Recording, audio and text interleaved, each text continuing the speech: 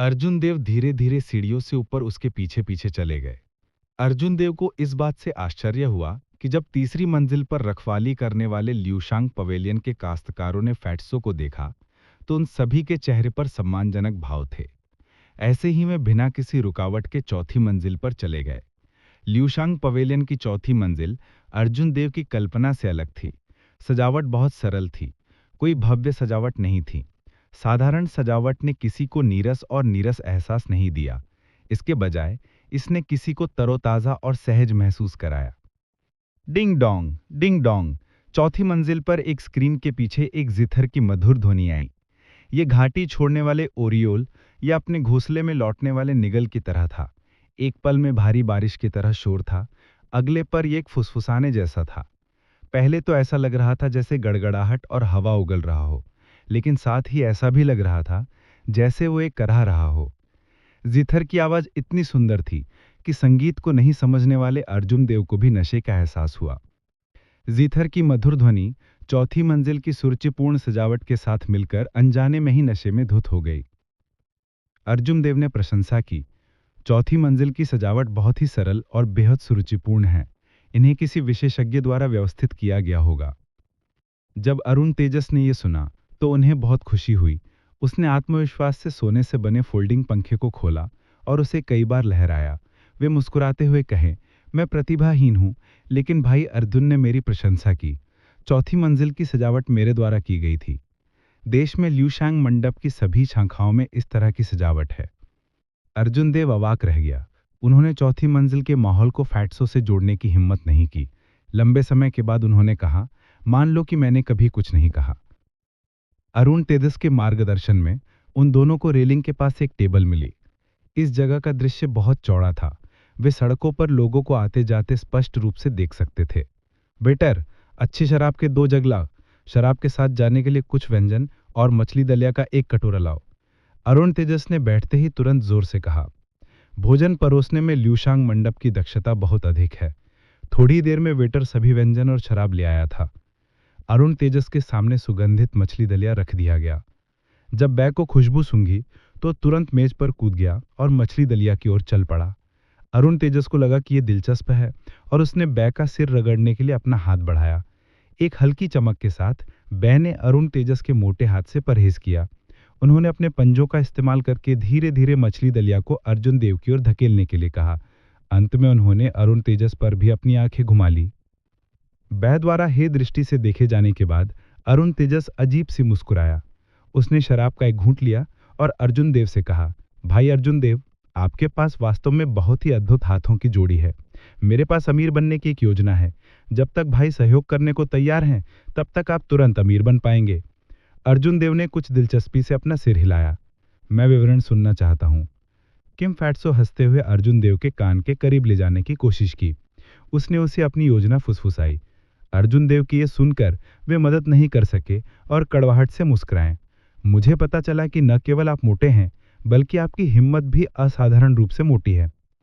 किम fatso ने हंसते हुए कहा, जब तक आप कुछ नहीं कहते हैं और मैं कुछ नहीं कहता, किसी को पता नहीं चलेगा कि यह हम दोनों द्वारा किया गया था। जैसे ही अर्जुन देव अस्वीकार करने वाला था, एक नौकर दौड़कर आया और अर्जुन देव से कहा, प्रिय अतिथि, उस मेज पर मौजूद मेहमान चाहते हैं कि आप वहां जाएं। अपनी उंगली की दिशा में देखते हुए अर्जुन देव ने देखा कि नौकर जिन लोगों के समूह के बारे में बात कर रहा था, वे नीरज राय, वैद्या और अन्य थे। आप चाहते हैं कि मैं सिर्फ इसलिए जाऊं क्योंकि आप ऐसा कहते हैं? अर्जुन देव मन ही मन बोला, तुम मुझे क्या समझते हो? अर्जुन देव मूल रूप से उनसे परेशान नहीं होना चाहते थे। हालांकि जब उसने नौकर को नहीं जाते देखा तो उसने पूछा, तुम्हें संदेश देने के लिए किसने कहा? नौकर ने ईमानदारी से उत्तर दिया, राय कबीले का पहला युवा स्वामी यंग मास्टर नीरज राय ने कहा कि वो चाहते हैं कि आप पास जाएं और कुछ शराब पिएं। उसने कहा कि वो आपको अपने दोस्त से मिलवाना चाहते हैं। अर्जुन देव ने अपना शराब का प्याला उठाया और एक घूंट में उसे सूखा दिया। उसने उदासीनता से कहा, उसे अपने ऊपर आने के लिए कहो। सच कहूं तो मैं उसे नहीं जानता। नौकर ने कठिन अभिव्यक्ति प्रकट की, ना जानते हुए कि क्या करना है। अगर वो इस तरह से संदेश पारित करता है तो उसके विपरीत लोग उसे अच्छा रवैया नहीं देते। वे ऐसे लोग नहीं थे जिन्हें नाराज किया जा सके। जिन फैट्सो मुस्कुराए। ल्यूशांग मंडप के लोगों ने अपनी रीढ़ कब खो दी। इस भाई की बातों के अनुसार संदेश पास करें, शब्दों को मत बदलो। क्योंकि जिन फैट्सो ने बात की थी, इसलिए नौकर केवल वही कर सकता था जैसा उसे असहाय रूप से बताया गया था। इस मोटे का कोई अच्छा इरादा नहीं है। वो सतह पर मेरी मदद कर रहा है, लेकिन वो गुप्त रूप से मेरे और दूसरे पक्ष के बीच संघर्ष भड़काने की कोशिश कर रहा है। अर्जुन देव ने मन ही मन सोचा। हालांकि उन्हें कोई आपत्ति नहीं थी। चूंकि नीरज राय उनका सम्मान नहीं करते थे, इसलिए उन्हें नीचे दृष्टि से देखने की कोई जरूरत नहीं थी। जिन फैट्सो ने अपना शराब का प्याला उठाया और अर्जुन देव से मिलाया। भाई अर्जुन, आप वास्तव में बोल्ड हैं। क्या आप जानते हैं वो किस तरह के लोग हैं? अर्जुन देव ने उदासीनता से कहा। मैं विवरण सुनना चाहूंगा। जिन फैट्सो ने अपना शराब का प्याला उठाया और उनमें से एक की ओर इशारा करके कहा। वो वैद्या हैं। उनका कबीला सीशु प्रांत में नंबर 1 कुलीन कबीला है, जो दादर प्रांत की 3 महान शक्तियों में से एक है। उनके पास एक जन्मजात रक्तरेखा है और उनकी martial spirit ice crystal phoenix है। ये हजारों वर्षों से हवा में तैर रही है। उन्होंने दाईं ओर बैठे व्यक्ति के बारे में कहा। दाईं ओर बैठे व्यक्ति का नाम हरेंद्र रेड्डी है। रेड्डी नोबल कबीला भी दादर प्रांत की 3 महान शक्तियों में से एक है। उनके कबीले की मार्शल स्पिरिट एक उफनती हुई पवित्र नदी है। हालांकि उनकी मार्शल स्पिरिट बदल गई है और पवित्र नदी एक खून की भयानक नदी में बदल गई है। आखिरी वाला और भी भयानक है। वो मिस्टी स्वॉर्ड संप्रदाय के संप्रदाय गुरु चमन चौधरी के अंतिम शिष्य हैं। वो मुझे मिस्टी स्वॉर्ड संप्रदाय का परिचय देने की कोई आवश्यकता नहीं है। ये एक पवित्र भूमि के समान अस्तित्व है, उन्होंने कहा। हालांकि सबसे ज्यादा परेशानी ये लोग नहीं है, बल्कि नीरज राय नाम का वो बच्चा है। इस व्हाइट वाटर सिटी में भाटिया कबीला सबसे शक्तिशाली है। जैसा कि कहा जाता है, छोटे भूतों की तुलना में नरक के राजा से निपटना आसान है। आपने लोगों के इस समूह के सामने उसे शर्मिंदा किया। अंत में अरुण तेजस ने 2 बार हंसते हुए कहा। उसका अर्थ स्वतः स्पष्ट था। अर्जुन देव एक खलनायक को ठेस पहुंचाने के परिणामों को समझते थे। हालांकि उनके पास अपनी रक्षा करने की क्षमता थी, इसलिए वो डरे नहीं।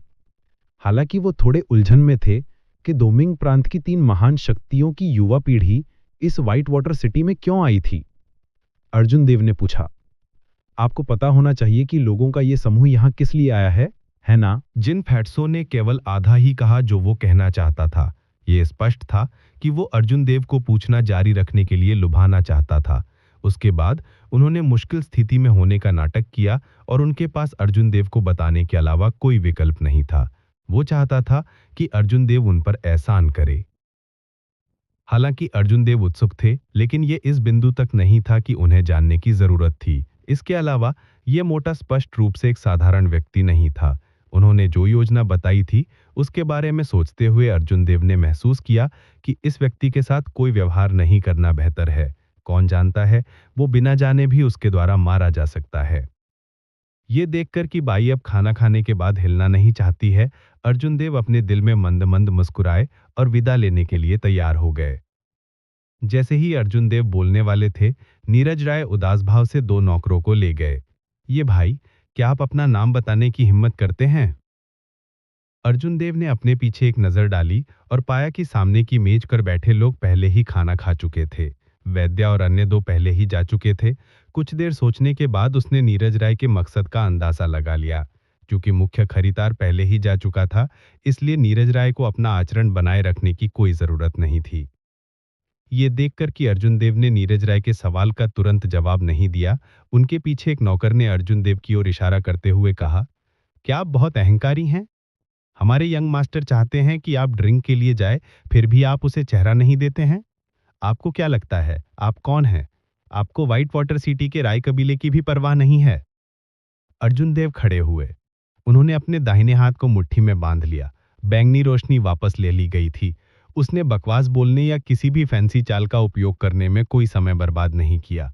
उसने बस नौकर की छाती पर मुक्का मारा। एक जोर का बूम हुआ और बैंगनी रोशनी फट गई। विशाल बल ने नौकर को उड़ने के लिए भेज दिया। उसके हाथ हवा में बेतहाशा पकड़ते रहे, लेकिन वह कुछ भी नहीं पकड़ सका। बैंग! नौकर एक लकड़ी की मेज पर उतरा और लकड़ी की मेज तुरंत 2 भागों में टूट गई। हालांकि विशाल बल बिल्कुल भी कमजोर नहीं हुआ। वो नौकर जमीन पर लुढ़कता रहा। अंत में वो दीवार से टकराया और बेहोश होने से पहले एक मुंह खून की उल्टी कर दी। अर्जुन देव ने अपने हाथ पोंछे और गूंगे नीरज राय की ओर देखा। वो मंद मंद मुस्कुराया और कहा, क्षमा करें, जब कोई कुत्ता भौंकता है तो मैं केवल अपनी मुट्ठी का उपयोग करता हूं, अपने मुंह का नहीं। अब मैं तुम्हारे प्रश्न का उत्तर दूंगा। मुझे अर्जुन देव कहा जाता है, घास का सिर। सुबह। अलविदा। अर्जुन देव के बोलने के बाद वो चौथी मंजिल की रेलिंग से छलांग लगाकर नीचे कूद गए। जब मेज पर स्पिरिट फॉक्स ने अर्जुन देव को जाते देखा तो उसने जल्दी से उसका अनुसरण किया। जब अर्जुन देव ने बाई को भी नीचे कूदते देखा तो वो चौंक गए। उसका शरीर हवा में रुक गया, इससे पहले कि वो मुड़कर स्पिरिट फॉक्स को गले लगाए। उसने डांटा, मैं कूदा और तुम भी कूद गए, क्या तुम मरने से नहीं डरते? स्पिरिट फॉक्स को गले लगा रहे अर्जुन देव ने एक गहरी सांस ली और हवा में छलांग लगा दी। वो सड़क के किनारे एक घर की छत पर उतरा। एक ही छलांग में उसने 100 मीटर की दूरी तय कर ली। उसके बाद वो कुछ और बार छलांग लगाया और सबकी नजरों से ओझल हो गया। भाई अर्जुन, आपने मुझे अभी तक नहीं बताया है कि क्या आप मेरी योजना से सहमत हैं? जिन फैट्सों ने रेलिंग पर झुकते हुए दूर के अर्जुन देव पर चिल्लाया। नीरज राय ने उस मेज पर मुक्का मारा जहां अर्जुन देव पहले शराब पी रहे थे। लकड़ी की मेज तुरंत 4 टुकड़ों में बिखर गई। मेज पर रखे कटोरे और प्लेटें बिना रुके खनखनाते हुए जमीन पर गिर पड़ी। जब चौथी मंजिल पर बैठे ग्राहकों ने स्थिति देखी तो उन्हें खाना जारी रखने की कोई इच्छा नहीं हुई। उन्होंने चांदी के नोटों का ढेर फेंक दिया और जाने से पहले अपने बिलों का भुगतान किया। नीरज राय राख के भाव के साथ अपने मूल स्थान पर खड़े थे। जैसे ही उन्होंने अर्जुन देव को जाते हुए देखा, उनकी आंखें क्रोध से भर गईं। उसने वास्तव में अपने सामने अपने आदमियों को घायल करने की हिम्मत की। फिर उसने शांति से अपना नाम बताया और चला गया। चौथी मंजिल पर सभी लोग व्हाइट वाटर सिटी के प्रतिष्ठित लोग थे। कल के बाद पूरा व्हाइट वाटर सिटी शायद उस पर हंसेगा। पहले यंग मास्टर, आपको मेरा बदला लेना होगा। कोने में नौकर अचंभे में जाग गया। वह वर्तमान स्थिति के बारे में निश्चित नहीं था। नीरज राय की तरफ चलते ही वह कांप उठा। बैंग! नीरज राय समय गुस्से में था। उसने अपना पैर उठाया और फिर से उड़ते हुए नौकर को लात मारी। उसने उसे शातिर डांटा, कचरा, आपने इस यंग मास्टर का चेहरा पूरी तरह से फेंक दिया है। नीरज राय मोड़ा और जाने ही वाला था। वह अपने परिवार के जासूसों का उपयोग करना चाहता था कि जल्दी से यह पता लगाया जा सके कि अर्जुन देव कहाँ रहता है। वह अर्जुन देव की लाश को 10,000 टुकड़ों में फाड़ने का इंतजार नहीं कर सकता था। यंग मास्टर नीरज, एक पल रुको। ऐसा लगता है कि आपने अभी तक अपना बिल नहीं चुकाया है। जिन फैट्सों ने नीरज राय को मुस्कुराते हुए रोक दिया। नीरज राय को उनसे कोई परेशानी नहीं हो रही थी। उसने चांदी के नोटों का ढेर निकाला और उन्हें जमीन पर फेंक दिया। जिन फैट्सों ने अपनी आंखें घुमाई और मुस्कुराया। यंग मास्टर सोहन, ये राशि सही नहीं लगती। देखो, तुमने मेरी 2 मेजें तोड़ दी और चौथी मंजिल पर सभी ग्राहकों को भी भगा दिया। चांदी के 3,000 टैल पर्याप्त नहीं है। नीरज राय ने अरुण तेजस की तरफ तिरस्कार की दृष्टि से देखा। उसने कुछ और सोने के नोट निकाले और उन्हें जमीन पर फेंक दिया। उसके बाद उसने उन पर ठोकर खाई और डांटा, यह बहुत है, लानत फैट्सो। अरुण तेजस ने जमीन पर पड़े सोने के नोटों को देखा और उनके चेहरे पर मुस्कान खिल गई। उसने अपनी आंखें मूंद लीं और कहा, बस बहुत हो गया, बस बहुत हो गया। यंग मास्टर नीरज वास्तव में यंग मास्टर नीरज हैं। ये कोई साधारण प्रकार का खर्च नहीं है। ध्यान रखें, मैं तुम्हें विदा नहीं करूंगा। अगली बार जी भर कर पिएं। मेरे इस मुंह को देखो। जब मैं खुश होता हूं तो मैं कांपने लगता हूं। नाराज मत हो, मैं अगली बार भोजन के लिए यंग मास्टर नीरज का स्वागत करना चाहता था। अरुण तेजस को नीरज राय के मजाक से कोई फर्क नहीं पड़ा। वह नीचे बैठ गया और जमीन पर चांदी के नोट उठाने लगा। हर बार जब वह एक नोट उठाता था तो उसके चेहरे पर अभिव्यक्ति और भी नशीली हो जाती थी। यंग मास्टर, मुझे उन्हें लेने दें। यह कितनी शर्मनाक बात है। यह आपकी स्थिति के अनुरूप नहीं है। ल्यूशांग मंडप के एक नौकर ने कहा, क्योंकि वह अभी से और बर्दाश्त नहीं कर सकता था। अरुण तेजस ने नौकर को धक्का देते हुए कहा, किनारे हटो, क्या तुम नहीं देख सकते कि यह स्वामी उन्हें लेने में अच्छा समय बिता रहा है? हर कोई इस लॉर्ड जिन की तरह नहीं है जो 2 मेजों के लिए 10,000 टैल चांदी खोने का जोखिम उठा सकता है। यह अज्ञात था कि चौथी मंजिल पर जिथर संगीत कब बंद हो गया। गुलाबी रंग की एक लड़की स्क्रीन के पीछे से जिथर लेकर बाहर आ गई। उसने कोई मेकअप नहीं किया। उसके बाल एक जोड़े में बंधे हुए थे और एक हेयर पिन के साथ थिक थे। उसका चेहरा बर्फ की तरह सफेद था और बहुत नाजुक लग रहा था। वह बहुत शुद्ध लग रही थी। हालांकि जैसे ही वह ऐसा ही धीरे धीरे चली गई तो उसने स्वाभाविक रूप से एक चंचल अभिव्यक्ति प्रकट की। वह बहुत आकर्षक और आकर्षक थी, बहुत नाजुक और आकर्षक लग रही थी। जब जिन फैट्सो ने इस लड़की को देखा तो उसने तुरंत पैसे उठाना बंद कर दिया और दौड़ पड़ा। अगर अर्जुन देव यहाँ होते तो वो गर्मी में सुअर की तरह आह जरूर भरते। मिस रजनी, मुझे उम्मीद नहीं थी कि आप भी यहाँ होंगी। डब्बाओ आपको बहुत याद करता है। जिन फैट्सो का मोटा शरीर बहुत तेजी से आगे बढ़ रहा था। उसने अपनी बाहें चौड़ी की और सामने वाली लड़की की ओर दौड़ा। यहाँ तक कि अर्जुन देव को भी इस गति को देखकर शर्म आएगी। डैंग! रजनी की बाहों में 7 तार वाला जीथर धीरे से आगे बढ़ा और फैट्सो की ठुड्डी पर दबा दिया। जिन फैट्सो ने तुरंत दर्द से अपना मुंह ढक लिया और जमीन पर बैठ गया। रजनी ने जीथर को गले लगाया और जमीन पर फैट्सो को देखा। वो ठंडे स्वर में मुस्कुराई और बोली, जिन फैट्सो, तुम वास्तव में अपने तरीके नहीं बदल सकते। आप हमेशा ऐसा करते हैं। जिन फैट्सो मुस्कुराते हुए खड़े हो गए। दुर्भाग्य से उसकी ठुड्डी पहले से ही सूज गई थी। जब वो मुस्कुराता था तो वो बहुत मनहूस लग रहा था। अब जब वो फिर से मुस्कुराया तो मनहूस शब्द का प्रयोग चरम पर किया गया था। सौभाग्य से आप ही ये भगवान हैं फैट्सो, मेरे दांत सख्त हैं। अन्यथा हर बार जब आप मुझे इस तरह से प्रहार करते हैं तो इस मोटे भगवान के दांत बहुत पहले गिर गए होते। जिन फैट्सो के खड़े होने के बाद वो बिना शर्माए मुस्कुराया। बोलते बोलते वो अनजाने में रजनी की तरफ चला गया। उसका मोटा हाथ उसके कंधे पर रखने वाला था। रजनी उस दिशा में देख रही थी जिस दिशा में अर्जुन देव ने छोड़ा था।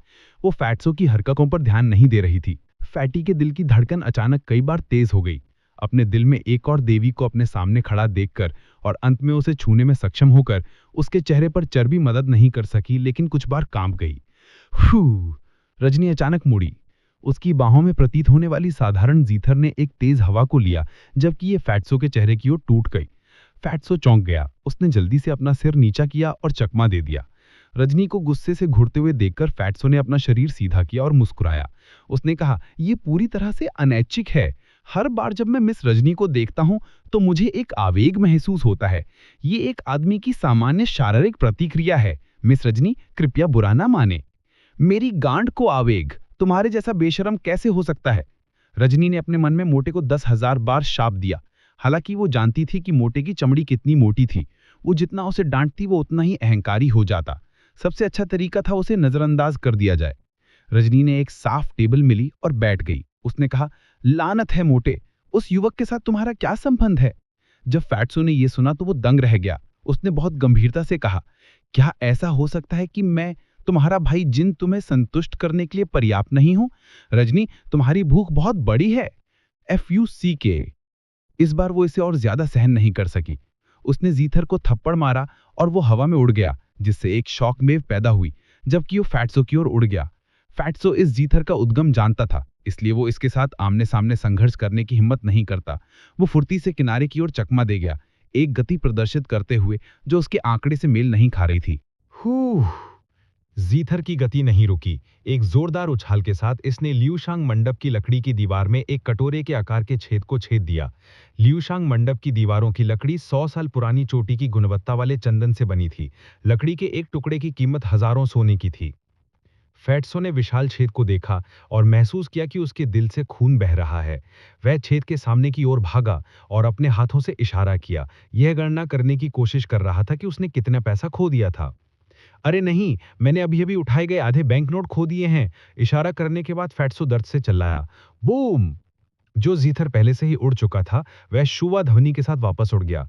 इस बार इसके पीछे की ताकत और भी अधिक थी। लकड़ी की दीवार में एक और छेद दिखाई दिया। फैट्सो ने अपने दिल में अतुलनीय दर्द महसूस किया जब वह अनजाने में चिल्लाया, यह खत्म हो गया है। मैंने एक और आधा खो दिया है। आज मैंने एक भी पैसा नहीं कमाया है। जीथर रजनी के हाथों में लौट आया। वह अपनी आंखें बंद करके लंबी बेंच पर बैठ गई, जिससे नशे की धुत अभिव्यक्ति प्रकट हुई। उसके हाथों ने धीरे से जीथर को सहलाया। डिंग! उसने अचानक से अपनी आंखें खोली और जल्दी से दोनों हाथों से जीथर के तार तोड़ दिए। युद्ध के मैदान में लड़ती हुई एक शक्तिशाली सेना की एक भावुक धुन अचानक से सुनाई दी। पिच धीरे धीरे ऊपर उठी और एक पल में इसने लोगों को ऐसा महसूस कराया जैसे उनका खून युद्ध के मैदान में उबल रहा हो। टिल्लिंग टिल्लिंग टिल्लिंग ध्वनि तरंगे जीथर की आवाज के साथ चारों दिशाओं में फैल गई। फैट्सो ने मन ही मन सोचा, यह खत्म हो गया है। इस दादाजी के मुंह ने फिर से परेशानी पैदा कर दी है। जैसे ही उसने मन ही मन सोचा, चौथी मंजिल की सभी प्राचीन मिट्टी की चीनी मिट्टी की सजावट बिखरने लगी। उनमें से कोई भी इससे बच नहीं सकता था। अंत में जीथर की आवाज तेज हो गई और हत्या का इरादा भारी हो गया। रजनी के मेज के अलावा चौथी मंजिल पर बाकी सब कुछ हवा में उड़ गया। बैंग! रजनी ने गाने को जोर से समाप्त किया और हवा में सभी लकड़ी के मेज और कुर्सियां बिखर गई। अनगिनत लकड़ी की छीलन हवा में नाच रही थी और लंबे समय के बाद ही वह धीरे धीरे जमीन पर गिर गई। फैट्सो का चेहरा, जो हमेशा मुस्कुराहट से भरा था, अब किसी भी रंग से रहित था। उसका चेहरा घातक रूप से पीला पड़ गया था, मानो वह किसी भी समय गिर सकता हो। यह बेहद मजेदार था। बगल में बैठे एक नौकर ने जल्दी से उसका समर्थन किया और फुसफुसाया, यंग मास्टर, बहुत परेशान मत होइए। दुकानदार जानता था कि मिस रजनी आ रही हैं और अनुमान लगाया कि आप उसे नाराज कर देंगे, इसलिए उसने सभी प्राचीन वस्तुओं को नकली में बदल दिया है। फैट्सो की आंखें हिल गईं। उसने कहा, वास्तव में यह आदमी मुझे बहुत अच्छी तरह से जानता है। ये सच है। जब जिन फैट्सो ने यह सुना तो वह तुरंत उत्साही हो गया। उसके चेहरे पर मुस्कान बहाल हो गई, लेकिन फिर उसने कड़वाहट से कहा, अन्य नकली हैं, लेकिन ये दो छेद, चाहे कुछ भी हों, नकली नहीं हो सकते। यह अभी भी एक नुकसान है। शापित फैट्सो, यहाँ पर जाओ। यह सब करने के बाद रजनी को अच्छा लगा। उसने जिंथर को दूर रखा और शाप दिया। जिन फैट्सों के पास अब कोई गुस्सा नहीं था, वह जल्दी से जॉगिंग किया और मुस्कुराते हुए कहा, मिस रजनी, आपके पास मेरे लिए क्या निर्देश हैं? यह मोटा भाई आपको संतुष्ट करने का वादा करता है। रजनी ने थोड़ा भौहें सिकोड़ी और उसकी ओर घूरते हुए कहा, पहले से उस युवक के साथ तुम्हारा क्या रिश्ता है? फैट्सो ने अब वापस बात करने की हिम्मत नहीं की। उन्होंने ईमानदारी से कहा, मैं आज ही उनसे मिला हूं। मैं उनके साथ व्यापार करना चाहता हूं। मैं केवल इतना जानता हूं कि उन्हें अर्जुन देव कहा जाता है। मैं किसी और चीज के बारे में निश्चित नहीं हूं। अर्जुन देव। रजनी ने जब यह नाम सुना तो उसे एक संभावना के बारे में सोचा। उसके चेहरे पर तुरंत मुस्कान आ गई। यह आकस्मिक मुस्कान खिलते हुए फूल की तरह थी। यह बहुत सुंदर था। यह देखकर फैट्सो दंग रह गया। जब रजनी ने मोट्सो के मूर्खतापूर्ण भाव को देखा तो वह अपने दिल में तिरस्कार महसूस किए बिना नहीं रह सकी। उसने फिर पूछा, आप उन प्राचीन खंडहरों के बारे में कितना जानते हैं जिनका भाटिया कबीले ने उल्लेख किया था? अंकल जिन ने अपनी बुद्धि को पुनः प्राप्त किया और कहा, मैं थोड़ा जानता हूँ। भाटिया कबीले ने प्राचीन खंडहरों का खजाना नक्शा प्राप्त किया। हालांकि उनमें प्रवेश करने की ताकत नहीं है, इसलिए उन्होंने डोंगमिंग प्रांत की 3 प्रमुख शक्तियों को एक साथ प्राचीन खंडहरों का पता लगाने के लिए आमंत्रित किया। उन्होंने कहा, हालांकि मुझे यह नहीं पता कि भाटिया कबीले में किसने यह खबर लीक की।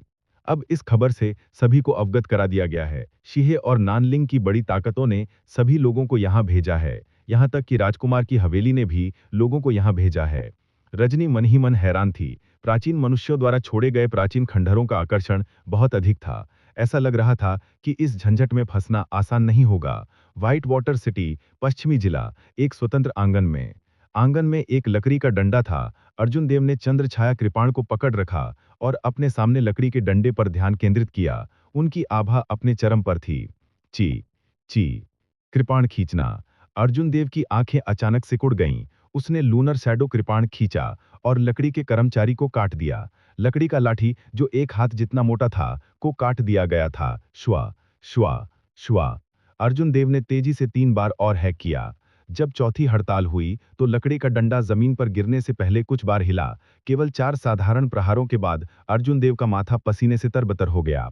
अपना पसीना पहुंचते हुए अर्जुन देव बुदबुदाया, यह अभी भी काम नहीं कर रहा है। आधा महीना हो चुका है और कोई प्रगति नहीं हुई है। अर्जुन देव ने व्हाइट वाटर सिटी में आने के बाद इस स्वतंत्र आंगन को खरीदा। बसने के बाद उन्होंने तुरंत उन सभी मार्शल तकनीकों और साधना तकनीकों को व्यवस्थित करना शुरू कर दिया जो वह इस दुनिया में आने के बाद ही सीख चुके थे। अंत में उन्होंने पाया कि जिन चीजों को वह जानते थे वे बहुत जटिल थीं। उन्होंने अपनी मार्शल तकनीकों को परिष्कृत करने का फैसला किया। वह सुपीरियर ग्रेड मार्शल डिसिपल के दायरे में लौटने की जल्दी में नहीं था। वह इस अवसर का उपयोग अपनी नींव को परिष्कृत करने के लिए भी कर सकता था। बैटल सेज ओरिजिन के चेंजिंग कैरेक्टर फॉर्मूला से प्राप्त मार्शल कौशल को उनके द्वारा अस्थायी रूप से अलग रखा गया था। बैटल सेज ओरिजिन के बदलते चरित्र सूत्र का असली सार। अब तक वह वास्तव में इसे समझ नहीं पाया था। वह केवल इसकी सतह की नकल कर सकता था और इसे अपने शरीर का हिस्सा बनाने में असमर्थ था। लंबे समय तक इसका उपयोग करने के बाद उन्होंने पाया कि उनके वर्तमान क्षेत्र के साथ नुकसान फायदे से अधिक थे। लंबे समय में वह पूरी तरह से खुद को खो देगा और इन बाहरी मार्शल तकनीकों में खो जाएगा। इस प्रकार उन्होंने रशिंग थंडर सेबर तकनीक और blue dragon cloud soaring art पर शोध करने पर केंद्रित किया। Blue dragon cloud soaring art का अभ्यास हमेशा सैवेज फॉरेस्ट में एक एकांत जगह पर किया जाता था। रशिंग थंडर सेबर तकनीक को इसका अभ्यास करने के लिए जगह की उच्च आवश्यकता नहीं थी। इस प्रकार जब भी वह आराम करने के लिए वापस आता था तो वह आंगन में इसका अभ्यास करता था। रशिंग थंडर सेबर तकनीक ने इसे एक सांस में पूरा करने पर ध्यान केंद्रित किया। रशिंग थंडर चॉप का उपयोग करने से पहले किसी की आभा को चरम तक संघनित करना, ताकि पिछली चालों से सभी संचित ऊर्जा को विस्फोटक तरीके से मुक्त किया जा सके। यह एक बहुत ही क्रूर मार्शल तकनीक थी। यदि वह rushing thunder triple chain chop को पूरी तरह से निष्पादित कर सकता है तो वह इस विस्फोटक शक्ति को चरम पर लाने में सक्षम होगा। यह कई गुना बढ़ जाएगा और अंततः यह एक नियमित अर्थ रैंक मार्शल तकनीक को भी पार कर सकता है। हालांकि उन्होंने पाया कि इस कृपाण तकनीक में एक घातक दोष था। यदि पहली चाल कृपाण खींचना दुश्मन को पीछे धकेलने में असमर्थ थी तो उसके बाद सभी चालों को निष्पादित करने की कोई आवश्यकता नहीं थी। यदि किसी की आभा समाप्त हो गई थी तो कोई एक चाल कैसे चला सकता था? अर्जन देव ने चीन के प्राचीन काल के बारे में सोचा, जहां कुछ ब्लेड्समैन अपनी कृपाण तकनीकों का अभ्यास करते थे। उसे लगा कि यह समझ में आता है, इसलिए वह इसे दुनिया में ले आया और इसका अभ्यास करना शुरू कर दिया। यह सीधी छड़ी एक हाथ के मोटे दिखाई दे रही थी, लेकिन वास्तव में यह बहुत हल्की थी। यह देवलोक महाद्वीप में एक विशेष प्रकार की लकड़ी थी। जब तक किसी के पास पंख की ताकत थी, वे इसे नीचे धकेलने में सक्षम होंगे। अर्जुन देव को जो करना जरूरी था वह यह था कि वह बहुत कम समय में जल्दी से अपनी कृपाण खींच ले। उस स्थिति में जब उसने छड़ी का एक हिस्सा मुंडवा लिया था, वहां भी छड़ी नहीं गिरी। यह प्रतीत होते हुए सरल हड़ताल वास्तव में मानसिक ऊर्जा की एक बड़ी मात्रा को समाप्त कर देती थी।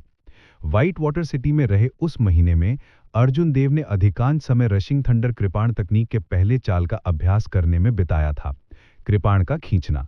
हर दिन वह अपनी कृपाण को 1000 बार से कम नहीं घुमाता था। पहले जब वह छड़ी को छूता था तो वह गिर जाती थी। धीरे धीरे वह कृपाण हड़ताल भेजने में सक्षम होगा। अब वह लगातार 4 कृपाण हड़ताल भेज सकता है। उसके बाद वह स्थिर रहा। अपना सिर हिलाते हुए अर्जुन देव ने फिर से छड़ी को सीधा किया और रशिंग थंडर कृपाण तकनीक की पहली चाल का अभ्यास करना जारी रखा। अनजाने में ही सूरज पश्चिम में डूब चुका था। लाल रंग की धारियों ने आकाश को क्रोधी लाल रंग में रंग दिया। डूबते सूरज ने पूरे आकाश को लाल रंग में रंग दिया। अर्जुन देव बिना रुके वही हरकतें दोहराते रहे। उसे थकान का पता नहीं था, ना ही उसे पता था कि कितना समय बीत चुका था। जब आसमान में पूरी तरह से अंधेरा छा गया, तभी अर्जुन देव ने जो कर रहे थे उसे रोक दिया। उसके कपड़े पूरी तरह से पसीने से भीग गए थे और उसे लगा कि उसकी बाहों में दर्द हो रहा है। अर्जुन देव ने तुरंत आराम नहीं किया। वह जमीन पर पालथी मारकर बैठ गया और साधना की स्थिति में प्रवेश कर गया। जब किसी का शरीर अपनी सीमा तक पहुंच जाता है तो इसे फिर से विकसित करने से अप्रत्याशित परिणाम मिलते हैं। 1 घंटे के बाद अर्जुन देव ने अपने शरीर में बैंगनी थंडर दिव्य मंत्र को कई बार प्रसारित किया था। अचानक उसने अपनी आंखें खोलीं। उसके शरीर का सारा पसीना पहले ही वाष्पित हो चुका था। उसका खून उबल रहा था और उसकी बाहों में दर्द पूरी तरह से गायब हो गया था।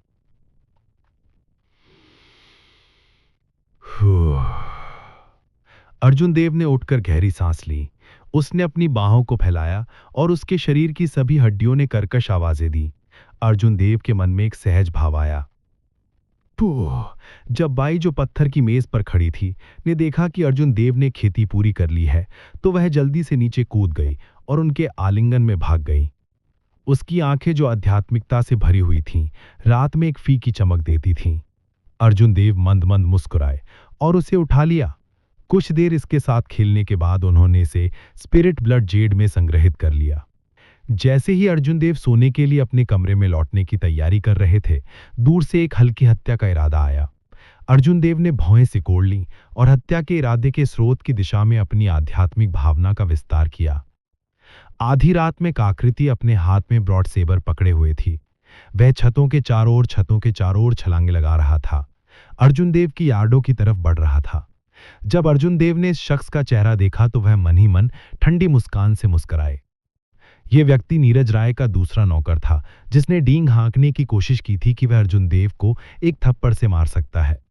राय कल्पिना वास्तव में व्हाइट वाटर सिटी में बहुत शक्तिशाली था। आधे दिन से भी कम समय में वह वास्तव में उसका निवास ढूंढ में कामयाब हो गए। ऐसा लग रहा था कि वह यहां ज्यादा देर तक नहीं रह सकता। आकृति को करीब आते देख अर्जुन देव धीरे धीरे आंगन के कोने पर खड़े हो गए। उसने अपनी आभा वापस ले ली और उसके हाथ में काले चंद्र छाया कृपाण में रात में कोई चमक नहीं थी। ढोंग! यह आकृति छतों से अर्जुन देव के आंगन की दीवार पर मजबूती से गिरी। वह नीचे उतरने की जल्दी में नहीं था। इसके बजाय उसने अपनी धारणा छोड़ दी। अजीब बात यह थी कि उसने आंगन में किसी को महसूस नहीं किया। वह अपने आप में बुदबुदाया, क्या जानकारी गलत हो सकती है? ऐसा नहीं हो सकता। यह हो सकता है कि बब्बा अभी तक वापस नहीं आया है। मैं नीचे जाऊंगा और घात लगाकर लेट जाऊंगा। कृपाण खींचना। जैसे ही वह नीचे कूदा, अंधेरी रात में एक चमकदार बिजली की रोशनी थी। एक अद्वितीय आभा को ले जाने वाली कृपाण की रोशनी बेहद तेज थी। इससे पहले कि वह प्रतिक्रिया कर पाता, उसने उसके शरीर को आधा काट दिया। यह कृपाण अविश्वसनीय रूप से तेज था। उसका शरीर जो आधा कटा हुआ था, तुरंत हवा में अलग नहीं हुआ। उसे कोई दर्द भी नहीं हुआ। जमीन पर उतरने के बाद उसके पैरों ने उसके निचले शरीर को ढो लिया। छलांग से गति का उपयोग करते हुए वो कुछ मीटर तक दौड़ा।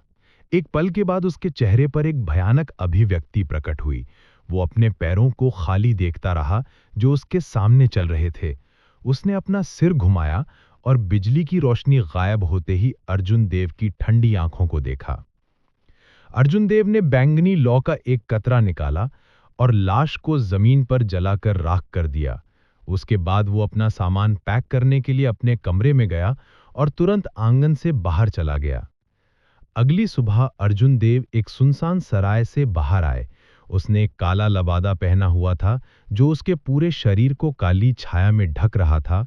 वो धीरे धीरे ल्यूशांग मंडप की ओर चल दिया।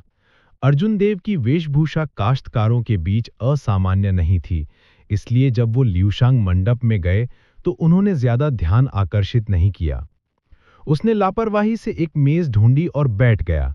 अर्जुन देव ने वेटर को बुलाया और कहा, एक पल के लिए अपने बॉस को बुलाओ, उसे बताओ कि मुझे उसके साथ चर्चा करने का काम है। वेटर ने अर्जुन देव की ओर देखा और महसूस किया कि ये मजाकिया है। क्या ल्यूशांग मंडप का बॉस कोई ऐसा व्यक्ति है जिससे कोई मिल सकता है? क्षमा करें सर, मुझे लगता है कि आप हमारे नियमों को नहीं समझ सकते हैं। अर्जुन देव ने मंद मंद मुस्कुराते हुए 500 टेल्स चांदी का नोट निकाला। उसने एक लकड़ी की मूर्ति भी निकाली और वेटर को सौंप दी और कहा, मुझ पर एक एहसान करो और कुछ काम करो। जब तुम्हारा बॉस इस लकड़ी की मूर्ति को देखेगा तो उसे तुम्हें दोष नहीं देना चाहिए। वेटर खुशी से झूम उठा क्योंकि उसने बैंक नोट प्राप्त किया और उसे अपनी गोद में रख लिया। उसने कहा, अब सर वास्तव में सीधे हैं, मैं अब जाऊंगा। हालांकि मैं गारंटी नहीं दे सकता कि बॉस आपको नहीं देखेगा। अर्जुन देव ने मेज पर रखी चाय का प्याला उठाया और धीरे से एक घूंट लिया। वो मुस्कुराया और कहा, ये ठीक है, बस तुम्हें उसे बताना होगा। ये सफल होता है या नहीं, ये तुम्हारी गलती नहीं है। वेटर के जाने के कुछ देर बाद ही दूसरी मंजिल से अरुण तेजस के धड़धड़ाते कदमों की आवाज सुनाई दी। जब उन्होंने अर्जुन देव की पोशाक देखी तो वो थोड़े दंग रह गए। फिर वो मुस्कुराते हुए दौड़ा, भाई अर्जुन, आपने इस तरह के कपड़े क्यों पहने हैं? क्या आप भागने जा रहे हैं? अगर आपको भागने की जरूरत है तो आप मुझे ढूंढ सकते हैं। मेरे पास अपने तरीके हैं, बस मुझे बताओ कि तुम कहाँ जाना चाहते हो। अर्जुन देव ने कुछ नहीं कहा। उसका दाहिना हाथ जो चाय का प्याला पकड़े हुए था, अचानक बाहर पहुंचा और फैट्सो के हाथ से लकड़ी की नक्काशी छीन ली। उसने लकड़ी की नक्काशी नीचे रख दी और शांति से धीरे से गिरते हुए चाय के कप को पकड़ लिया। अरुण तेजस की आंखें एक पतली रेखा में सिकुड़ गईं क्योंकि उन्होंने अर्जुन देव को ध्यान से आकार दिया। वो अपने दिल में थोड़ा आश्चर्यचकित था। उन्हें उम्मीद नहीं थी कि अर्जुन देव इतनी जल्दी अभिनय करेंगे। अपनी लापरवाही के कारण वो वास्तव में इसके लिए गिर गया। अर्जुन देव ने चाय का प्याला नीचे रखा और उदासीनता से कहा, भाई डबाओ, मुझे तुम्हारे भागने की चिंता करने की आवश्यकता नहीं है। आज हम केवल व्यापार के बारे में बात कर रहे हैं। मैं एक सीधा व्यक्ति हूं। मैं तुमसे केवल एक ही बात पूछूंगा, क्या तुम ऐसा कर रहे हो या नहीं? अरुण तेजस के चेहरे पर फिर से मुस्कुराहट खिल उठी। मैं करूंगा, मैं क्यों नहीं? अर्जुन देव ने कहा, उस मामले में आइए योजना की बारीकियों पर चर्चा करते हैं। मैं उस लकड़ी की नक्काशी का नहीं करूंगा जिसे तुमने पिछली बार देखा था। जिस लकड़ी की नक्काशी पर हम काम करेंगे वो वही है जिसे तुमने पहले देखा था। फैट्सो ने भौहें चढ़ा लिए और कुछ कठिनाई से कहा, मैं कहता हूं भाई अर्जुन, इन दो लकड़ियों की नक्काशी के लिए कीमत में अंतर बिना कपड़ों के दूसरे की तुलना में सिर्फ 1 या 2 गुना ही नहीं है। उस मामले में कोई दूसरा रास्ता नहीं है। मेरी अपनी निचली रेखा है। मैं राजकुमारी यिंगयू नक्काशी को नहीं बेचूंगा जिसे मैंने ब्रा पहने हुए देखा था। मैं पहले अपनी छुट्टी ले लूंगा। अर्जुन देव उठकर बाहर चले गए। फैट्सो जल्दी से उठा और अर्जुन देव को वापस खींच लिया। वह मुस्कुराया और बोला, भाई अर्जुन, आप इतनी जल्दी में क्यों हैं? क्या मैंने कहा कि मैं ऐसा नहीं करूंगा? ये सिर्फ इतना है कि हमें कीमत पर चर्चा करने की जरूरत है। बैठो और बात करो, बैठो और बात करो। अर्जुन देव मन ही मन मुस्कुराया। उसे पहले से ही उम्मीद थी कि यह फत्सो इस व्यवसाय का लालच रखेगा। उसने हिसाब लगाया था कि फैत्सो उसे ऐसे ही जाने नहीं देगा। इस तरह के षड्यंत्रकारी व्यक्ति के साथ व्यवहार करते समय अर्जुन देव षड्यंत्र में उनके साथ प्रतिस्पर्धा नहीं कर सकते थे। वह केवल एक मजबूत मोर्चा बना सकता था। इस तरह उसे नुकसान नहीं होगा। जब जिन फैत्सो ने अर्जुन देव को फिर से बैठते देखा तो उन्होंने कहा, यह कैसा है भाई अर्जुन? आप एक सीधे साधे व्यक्ति हैं। मैं झाड़ी के चारों ओर नहीं घूमूंगा। हम पिछली योजना का पालन करेंगे। आप सामान उपलब्ध कराएंगे और मैं चैनल उपलब्ध कराऊंगा। उसके बाद हम इसे 30-70 में विभाजित करेंगे। आप 30% लेते हैं और मैं 70% लेता हूं। अर्जुन देव ने कुछ देर सोचा और कहा, मुझे इस तरह का विभाजन पसंद नहीं है। पैसा कमाना बहुत धीमा है। बस अपनी कीमत बताएं। एक लकड़ी की नक्काशी के लिए ये कितना है? फैत्सो ने कहने से पहले थोड़ी देर के लिए खुद से बुदबुदाया और फिर कहा कि एक लकड़ी की नक्काशी के लिए 100 तेल सोने के बारे में कैसा है? अर्जुन देव चौंक गए। उन्हें उम्मीद नहीं थी कि यह इतना महंगा होगा। 100 टेल सोआ 10,000 टेल चांदी के बराबर था। इस लकड़ी की नक्काशी की लागत व्यावहारिक रूप से नगण्य थी। ये लेन देन अर्जुन देव की कल्पना से कहीं अधिक बड़ा था। उसके पास जो चांदी की टेल थी वह उपवास की गोरी के लिए लिल्लांग पवेलियन की नीलामी से प्राप्त की गई थी। चिकित्सा को परिष्कृत करने की जटिलता की तुलना में अर्जुन देव के पास लकड़ी की नक्काशी को तराशने में बहुत आसान समय था। खेती के संग्रह में लाइफ बेस्टिवल स्पेल की शुरुआत में लकड़ी की नक्काशी का एक विशेष रिकॉर्ड था।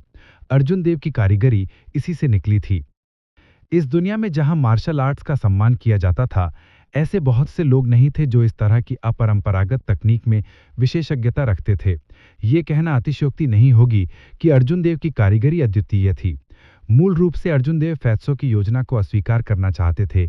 हालांकि कल रात हत्या के प्रयास ने उसे अपने दिल में तत्कालिता की भावना महसूस कराई। खेती का रास्ता बेहद महंगा था। महंगी औषधीय गोलियों का उल्लेख ना करना ही था कि बस अच्छे युद्ध कवच और आत्मा के हथियारों के लिए कल्टीवेटर को बहुत प्रयास करने की आवश्यकता है। अभिजात कुलों के शिष्य आम लोगों की तुलना में तेजी से खेती करने में सक्षम क्यों थे? इसका एक कारण अच्छी गुणवत्ता वाली औषधीय गोलियां और स्पिरिट हथियार थे। अर्जुन देव हालांकि पैसा कमाने के लिए औषधीय गोलियां परिष्कृत कर सकते थे, लेकिन वह उच्च श्रेणी की औषधीय गोलियां परिष्कृत करने में असमर्थ थे। इसके अलावा कुछ औषधीय घटकों के लिए बहुत अधिक धन की आवश्यकता थी। इसके अलावा अर्जुन देव को अभी भी भविष्य में जादू के खजाने परिष्कृत करने थे। अच्छी सामग्री के लिए बहुत सारे पैसे की आवश्यकता थी, तो इसलिए उसके पास वास्तव में पैसे की बहुत कमी थी। जब फैत्सो ने देखा कि अर्जुन देव ने कुछ नहीं कहा, तो उसने सोचा कि अर्जुन देव को लगा कि कीमत बहुत कम है।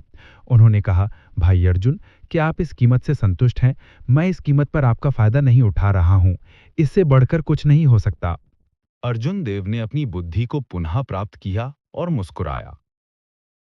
नहीं, मैं बस थोड़ा आश्चर्यचकित हूं। आपने इस लकड़ी की नक्काशी को इतनी ऊंची कीमत पर कैसे बेच दिया? शुआ। फैट्सो के हाथ में सोना फोल्डिंग फैन अचानक खुल गया। अर्जुन देव को पता था कि जब फैट्सो ने ऐसा किया तो वह डींग मारना शुरू करने वाला था। दरअसल फैट्सो ने अपने पंखे को कई बार जमकर लहराया और गर्व से मुस्कुराया। भाई अर्जुन, आप शायद इस बारे में नहीं जानते। शाही राजधानी और राजा के निवास में इस राजकुमारी का प्रभाव बिल्कुल भी अतिशयोक्ति नहीं है। वो ना केवल मार्शल आर्ट में बेहद कुशल है, बल्कि वह एक परी की तरह भी सुंदर है। इस मोटे भगवान ने इसे बहुत पहले देख लिया था। इसमें एक व्यापार का अवसर है। मैंने पहले ही उसके लिए कुछ किताबें लिखने के लिए लोगों को ढूंढ लिया है। यह कहा जा सकता है कि इंपीरियल कैपिटल में हर आदमी के पास एक है।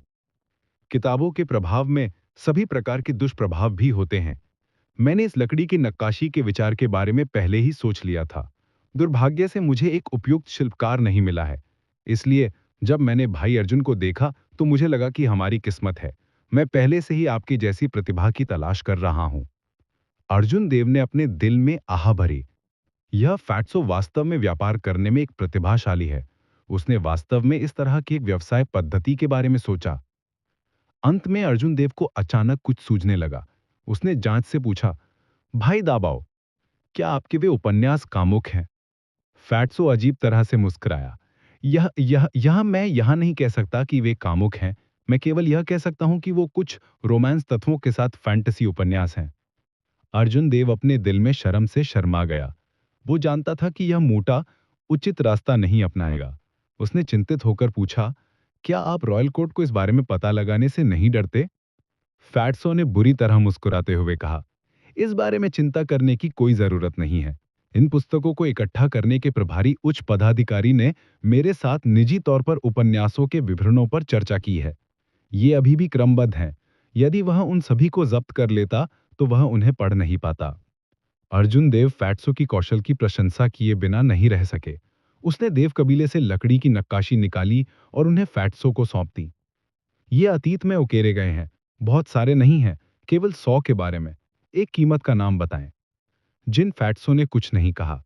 उसका गोल-मटोल चेहरा एक उत्साहित मुस्कान से भरा हुआ था। उसने अपने हाथों में लकड़ी की नक्काशी उठाई और उन्हें ध्यान से निरीक्षण किया। लियूशांग पवेलियन की चौथी मंजिल पर नीरज राय और वेद्या एक टेबल पर अकेले बैठे थे। नीरज राय ने शालीनता से मुस्कुराते हुए कहा, मिस डोनामो, मैंने कल ही उस व्यक्ति के साथ स्पिरिट फॉक्स के बारे में बातचीत कर ली है। मेरा नौकर पहले ही माल लेने के लिए जा चुका है और उन्हें तुरंत आपके पास भेज देगा। वेद्या धीरे से मुस्कुराई। आपने इस पर कितना खर्च किया? मैं आपको दुगनी कीमत चुकाऊंगी। मैं आपको नुकसान नहीं होने दूंगी। वेद्या को मुस्कुराते हुए दिखना दुर्लभ था। नीरज राय के चेहरे पर मुस्कान और भी चौड़ी हो गई। उन्होंने कहा, मैंने ज्यादा पैसे खर्च नहीं किए। मिस वेद्या को इसके बारे में चिंता करने की जरूरत नहीं है। जब तक आपको यह पसंद है, यह ठीक है। वेद्या थोड़ा चौंक गई। वह मुस्कुराया और उसने कहा, कल वह व्यक्ति इसे बेचने के लिए तैयार होने से पहले एक स्वर्ग रैंक वाला आत्मा जीव चाहता था। यंग मास्टर नीरज, क्या आपने कुछ चालें खेली? नीरज राय ने अपने दिल में घबराकर सख्ती से कहा, मिस डुआनमो, हालांकि व्हाइट वाटर सिटी में मेरे कबीले का कुछ प्रभाव है, मैं आमतौर पर ऐसी चीजें नहीं करता। इसके अलावा अगर मैं मिस डुआनमो के सामने कोई चाल खेलता तो क्या मैं धवन कबीले को नीची दृष्टि से नहीं देखूंगा?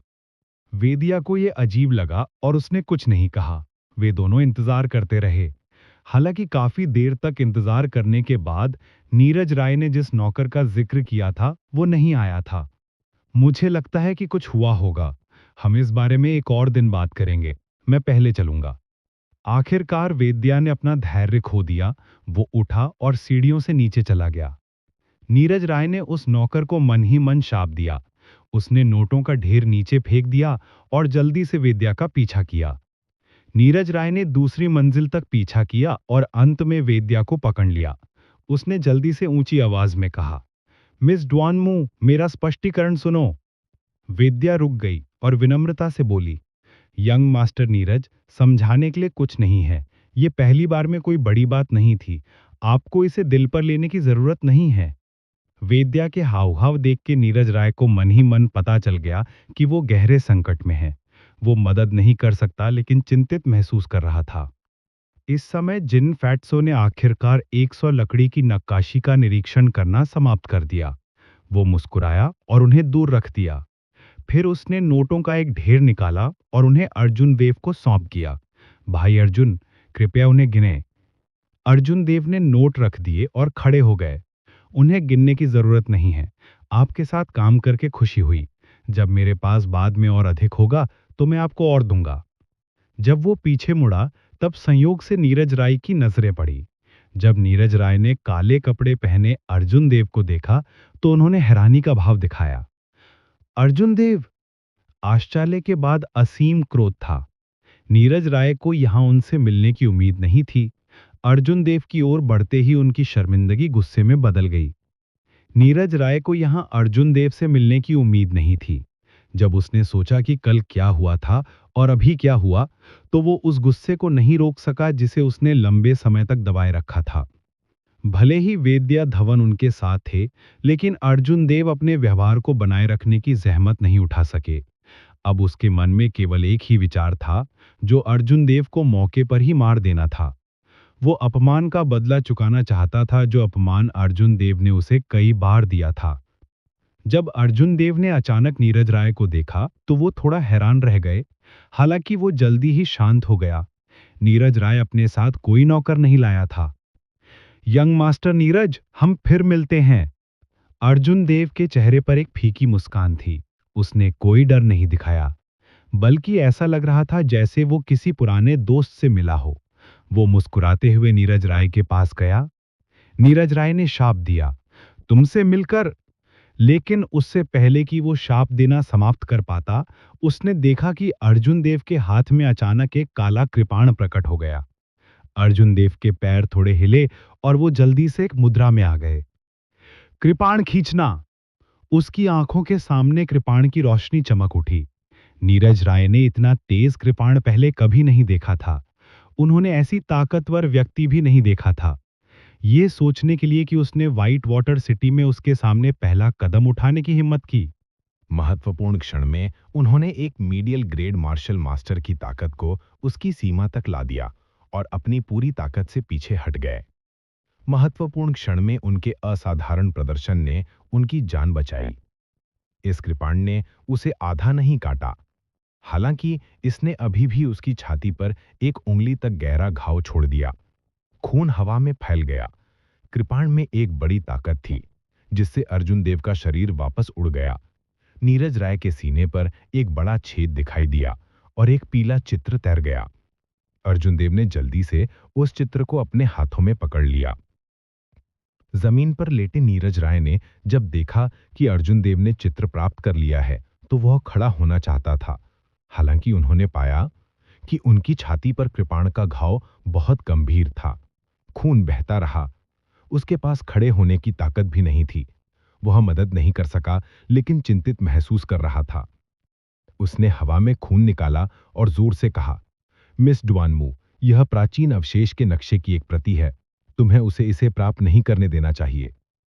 यह सुनकर वेडिया का चेहरा ठंडा पड़ गया। उसने अपने हाथों को लहराया और ठंडी हवा की धाराएं उसके पीछे फैल गईं, उसके हाथों में इकट्ठा हो गईं। ठंडी क्यू से भरी एक तेज हथेली ने अर्जुन देव पर बेरहमी से कटाव मारा। दूसरी पार्टी बहुत मजबूत थी, इसलिए अर्जुन देव ने इसे डटकर लेने की हिम्मत नहीं की।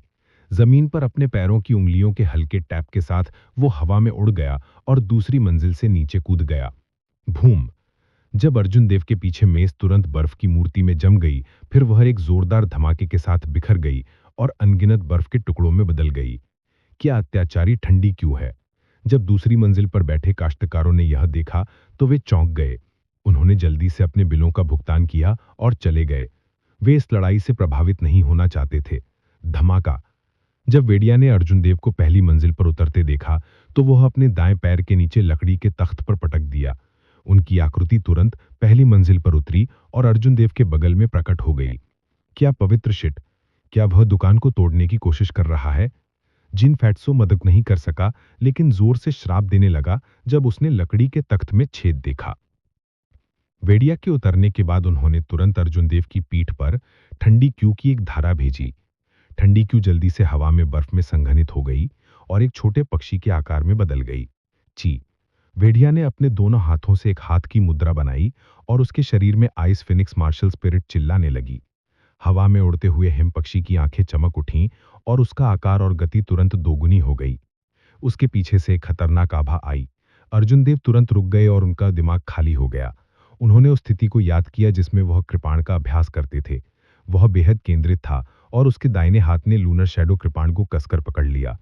उसने तुरंत अपनी आभा को चरम पर बढ़ा लिया। कृपाण खींचना। जब हिम पक्षी अर्जुन देव से केवल आधा मीटर पीछे था, तो अर्जुन देव अचानक पीछे मुड़ गए और एक चाल चली। कृपाण प्रकाश सरल और अलंकृत था, तो उसके गर्भ मस्तिष्क ने एक यह असाधारण प्रदर्शन किया। इस तरह उधर नहीं काट सका, इसलिए उसने वह किया। इसने तुम्हें अच्छा लगेगा, लेकिन हमें यह पता करना होगा। और क्या वे इस तरह तुम्हारे इसे प्राप्त नहीं करने देंगे?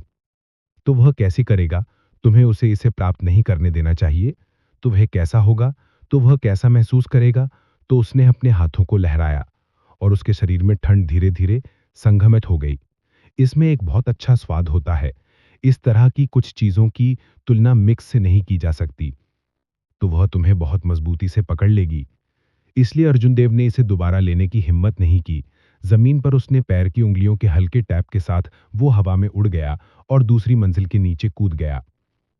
इस तरह अर्जुन देव ने अपने हाथों को एक हाथ की मुद्रा बनाई और उसके शरीर में आइस फिनिक्स मार्शल स्पिरिट चिल्लाने लगी। तो इस तरह हिम पक्षी की आंखें चमक उठीं और उसका आकार और गति तुरंत दोगुनी हो गई। इस तरह अर्जुन देव तुरंत रुक गया और उसका दिमाग खाली हो गया। उसने वह स्थिति याद की जिसमें वह कृपाण का अभ्यास करते थे। वह बेहद केंद्रित था और उसके दाहिने हाथ ने लूनर शैडो कृपाण को कसकर पकड़ लिया। उसने तुरंत अपनी आभा को चरम पर बढ़ा लिया और देखा कि वह हिम पक्षी अर्जुन देव से केवल आधा मीटर पीछे था। तो अर्जुन देव अचानक पीछे मुड़ गए और एक चाल चली। कृपाण प्रकाश सरल और अलंकृत था और एक श्वास ध्वनि के साथ उसने हिम पक्षी को बीच से आधा विभाजित कर दिया। हिम पक्षी के शरीर का वह हिस्सा जो कृपाण से आधा हो गया था बहुत चिकना था। कोई दरारें या धरे नहीं थी। यह दिखाता था कि कृपाण कितनी तेज थी।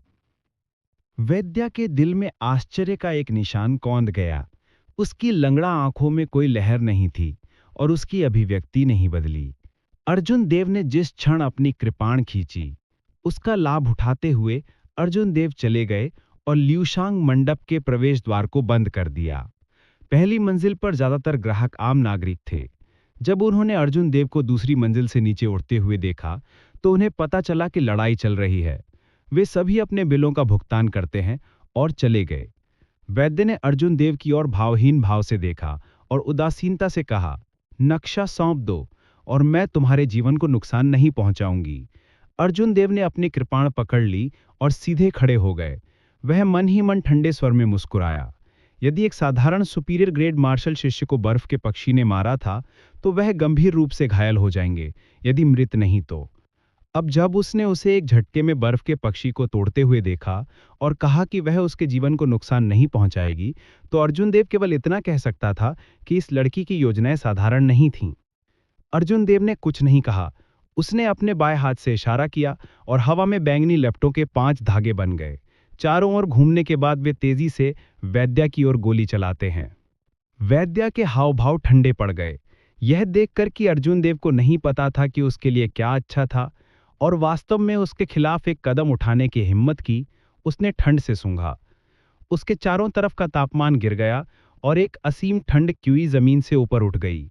जब बैंगनी लपटों के 5 धागे ठंडी क्यूई से मिले तो उनकी गति तुरंत धीमी हो गई। हालांकि वैद्य को आश्चर्य इस बात का था कि आग की लपटों की 5 धागे तुरंत नहीं रुकीं। आग की लपटों की 5 लपटें तुरंत नहीं रुकीं। इसके बजाय वे धीरे धीरे छोटी मछलियों की तरह आगे की ओर झुकते गए।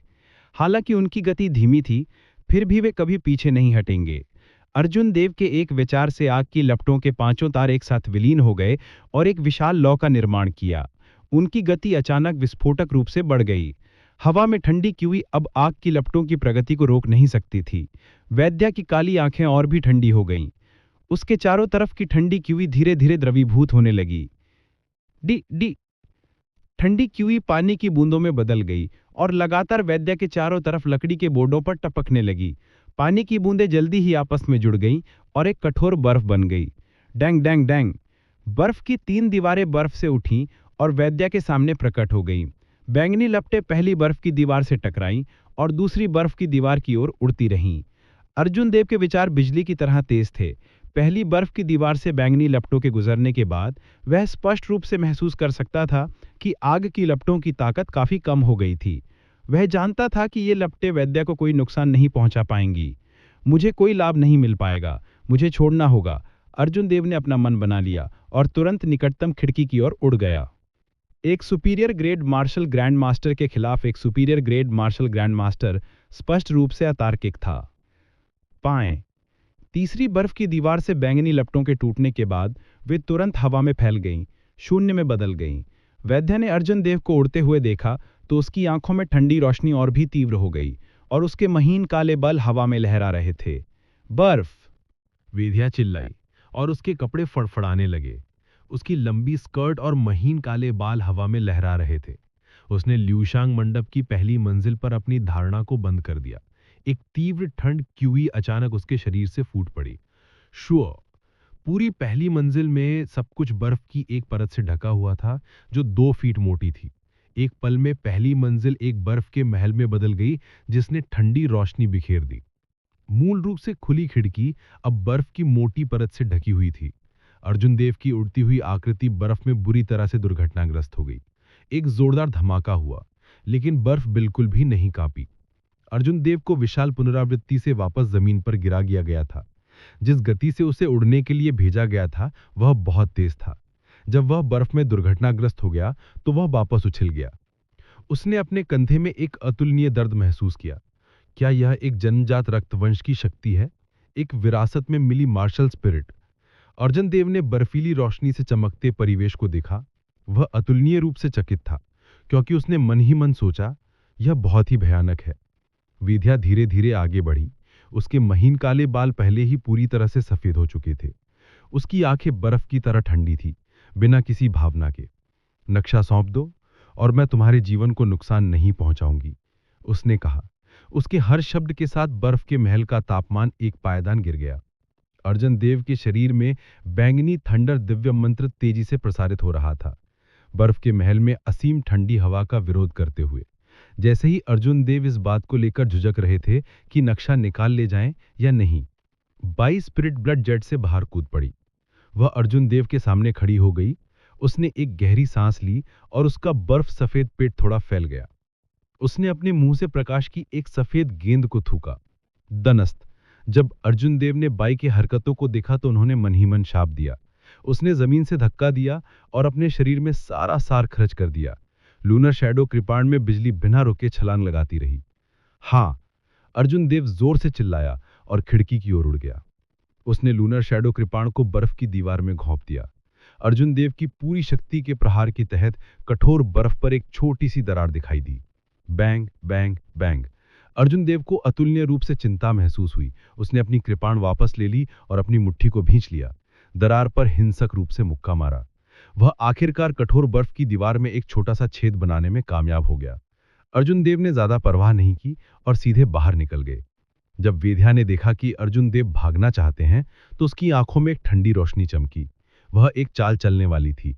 हालांकि इसी समय प्रकाश का वह गोला जो बाई ने थूका था वह उसके सामने आ चुकी थी। जब प्रकाश की इस अतुलनीय साधारण गेंद का सामना किया तो वेद्या ने इसकी बहुत अधिक परवाह नहीं की। उसने लापरवाही से हथेली से प्रहार किया। एक युवा आत्मा जानवर का हमला कितना मजबूत हो सकता है। जैसे ही विद्या की हथेली ने प्रकाश के गोले को छुआ, बर्फ का महल एक दीप्यमान रोशनी से जगमगा उठा। यह रोशनी सूरज से भी अधिक चमकदार थी। यह इतना चौंधियाने वाला था कि किसी ने इसे सीधे देखने की हिम्मत नहीं की। बूम! प्रकाश बिखर गया और एक भयानक ऊर्जा तरंग सभी दिशाओं में फैल गई। उसी पल में वैद्या ने जो बर्फ का महल बनाया था वो तुरंत चकनाचूर हो गया। भूम भूम भूम।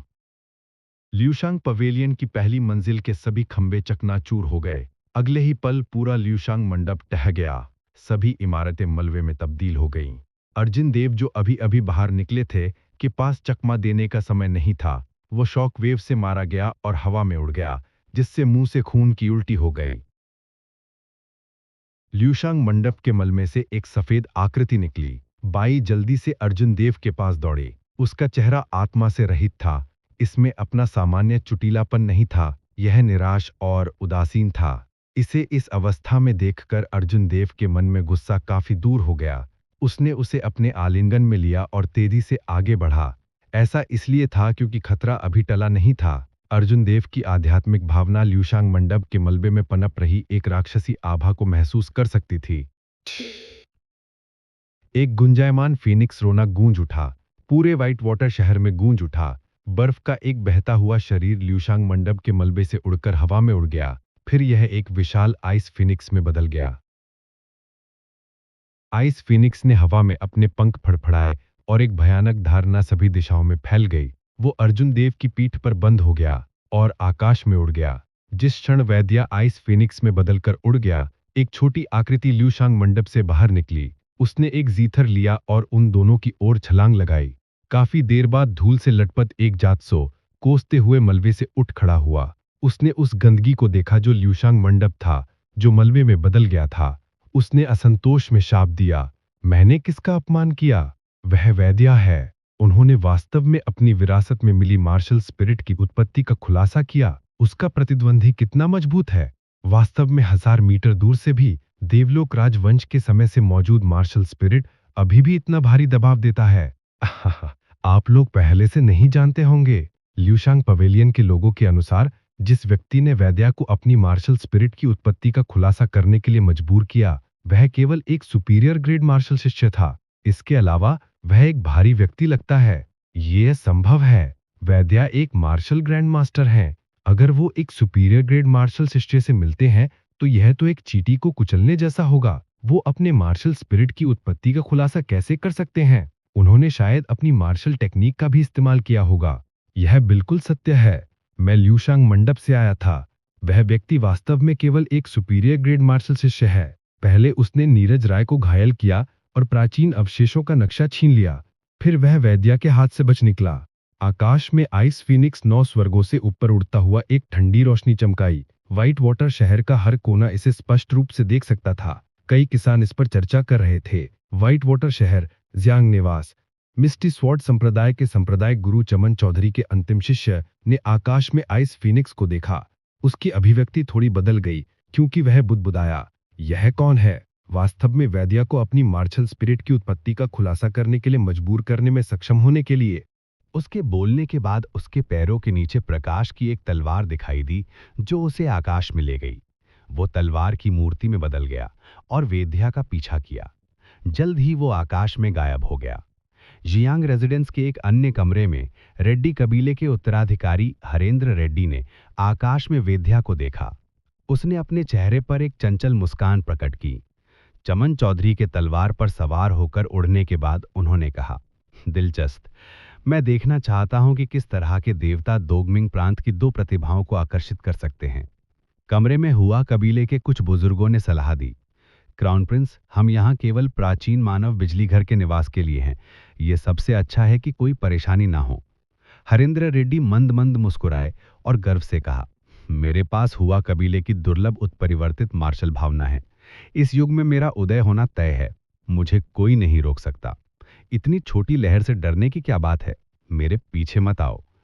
अपनी बात समाप्त करने के बाद वो एक लाल रंग की नदी में बदल गया जो आकाश में बह गई। वो जहां भी गुजरा, ये एक खून के बादल की तरह था जिसने आकाश और सूरज को ढक लिया था। ईविल क्यू आकाश में उड़ गया। राय कबीले के धवन कबीले के कमरे में एक सुंदर महिला ने हवा में मौजूद वेद्या धवन की ओर देखा।